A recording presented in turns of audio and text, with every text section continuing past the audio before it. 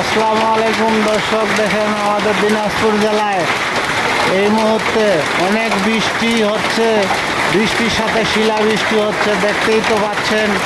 হ্যাঁ, আমাদের আমের অনেক ক্ষয়ক্ষতি হচ্ছে। এই যে দেখুন, শিল কুড়িয়ে খাচ্ছে।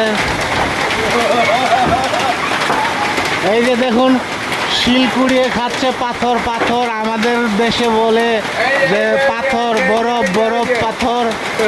দেখুন কত শিল পড়তেছে। একজন ক্যাপ বিছিয়ে দিয়েছে রাস্তার মাঝখানে, তার ক্যাপে শিলাবৃষ্টি পড়তেছে। দর্শক, অনেক শিলাবৃষ্টি এই মুহূর্তে হচ্ছে দিনাজপুর জেলায় কোতোয়ালি থানা।